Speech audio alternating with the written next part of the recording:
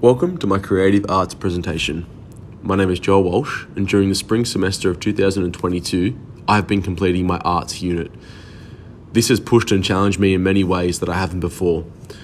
Research by Byrne 2015 states that beginning teachers must experience the uncomfortability of learning through new experiences and apply these deeper understandings to enhance their pedagogy, or as he says, make it count.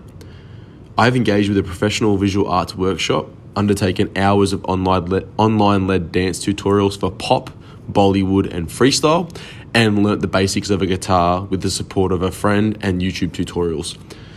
Upon reflection, this has been one of the most challenging assessments that I've completed during my studies, and I always had to persevere with this. But it has been rewarding in the way I've been exposed to new skills and content that is valuable to my teaching repertoire. This assessment evidences the Australian Professional Teaching Standards 2, which is know the content and how to teach it, and 6, engage in professional learning, that they are being worked towards and met. Although I am no expert, I believe I'm far more confident and competent in creating and presenting the arts to primary school students. I have been equipped with the fundamental knowledge across dance, music, visual arts and drama that allows me to best support the variety of skill sets brought to the classroom within the arts space. Thanks. For my visual arts strand, I participated in a workshop led by local Australian artist Georgia Freebody. This was coordinated by our tutorial tutor Rachel and facilitated on site in our university classroom. The workshop followed a theory and practical structure that provided us with the key knowledge behind the different forms of visual arts that we were engaging with. My initial observations were overwhelming because of the amounts of new materials and equipment we were offered to use, which I had little to no experience with. I did enjoy the insightful theory portions though, that looked at what equipment best suits materials, which then allow for a better experience of visual arts. I have never experimented with visual arts before, and until today had really only experienced basic painting and crafts, which I now know does not qualify as art, during my schooling. The first workshop took us through using a canvas and an easel and allowed us to experiment with up to 3 colours to explore what we wanted. I used a thick brush and explored yellow, white and orange and trialled different stroke techniques to find the smoothest finish, as you can see in the time lapse. We were then given the white art paper and quill-like tool to experiment with using our gatherings from what we found outside as inspiration. This tool was very difficult to use initially, but was fun to test out for technique and effect. I used a tree branch and a yellow garden weed as my inquiry guiders and incorporated metallic green and brown to create the naturistic detail I wanted. For the yellow garden weed, I trialled the graphic pencils and crayons so that I could contrast the two next to one another. Experimenting in the workshop took a lot of the pressure and doubt away from me because I was urged to just play with the art rather than create a specific piece that I would then compare to those around me. For the final session of the day, we engaged in hands-on visual arts using clay, and this was an element I felt excited to investigate. I am a hands-on person and learner, and just like a lot of primary school learners and students. So this art form would be an asset for my professional learning. We began with basic technique and smoothed out to create a bowl. However, mine did not finish looking like the other students.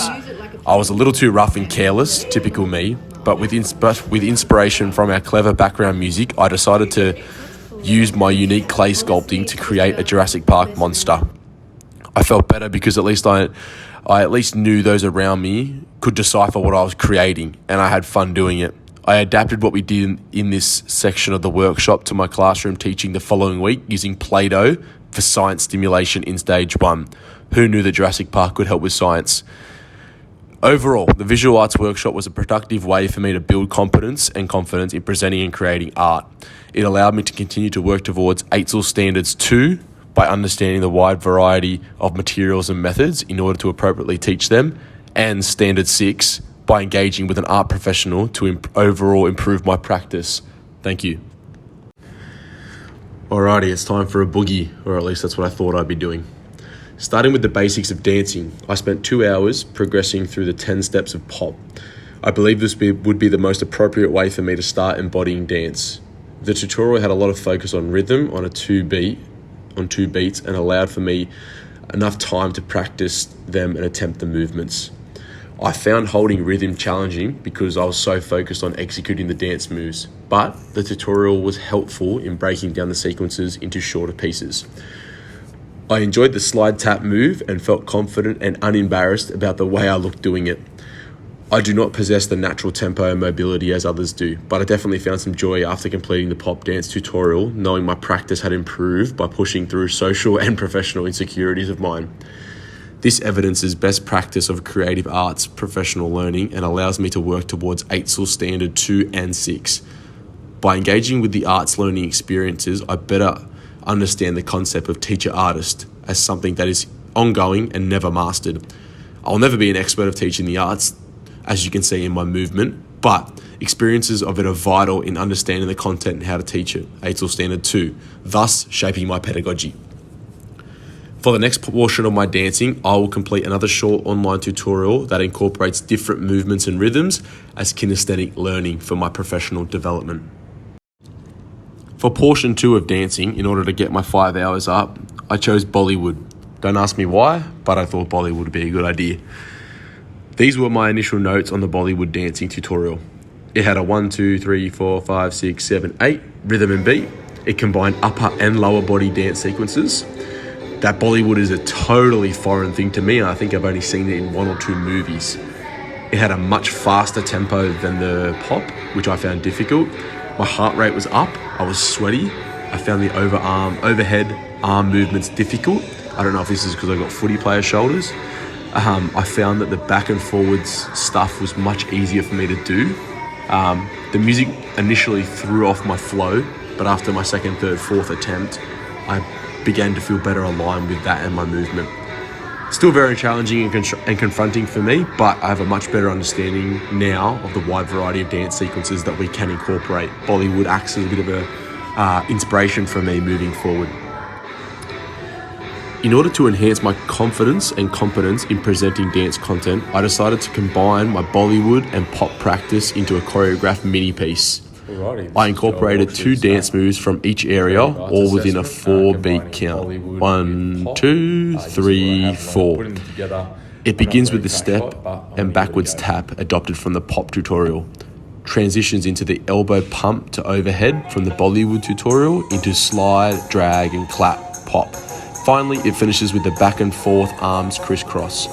I chose a song that had a slightly faster tempo. It was still 4 counts so that I could keep pace but push my movement transition. My movements were clunky and rigid, but I improved my understanding of an ability and I learned how to change and adopt things on the fly. I completed my choreographed dance with a freestyle piece that allowed me to improvise based on the Bollywood movements that I had learned earlier. I had never played or experimented with dancing, so this was a great opportunity for me to break that barrier and build my confidence and competence in creating and presenting the dance strand. During this experience, I was given the opportunity to participate as a dance learner, which enhanced my overall knowledge and ability to deliver dance content, AITSL Standard 2. This also evidences me working towards AITSL Standard 6, engage in professional learning.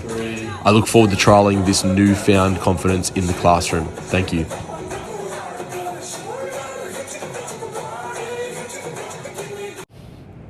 The final component of my presentation was music, and I decided to utilize this opportunity to engage with the guitar. It is an instrument that I've always appreciated from afar, but never had the courage to attempt to learn. It was suggested to me that I learn Time of Your Life by Green Day, because aside from it being a timeless track, its simple chord combination would be something I could pick up relatively quickly. My good friend came over and began to teach me the theory of the guitar, things like stroke pattern, frets, hand position, chords, strings, tuning, all before I even plucked the string. As you can see in some of the videos, I was trying my best to absorb it all and take the notes necessary, but it was a very overwhelming and confronting experience. Unfortunately, I do not have infinite time to learn this song, and it was far more challenging just to put the chords together and even move my hands in the right places, so I decided to change my musical direction. Research on motivation shows that for especially for young learners, it's crucial for them to experience success early in order to drive longer sustained effort, say like over a term.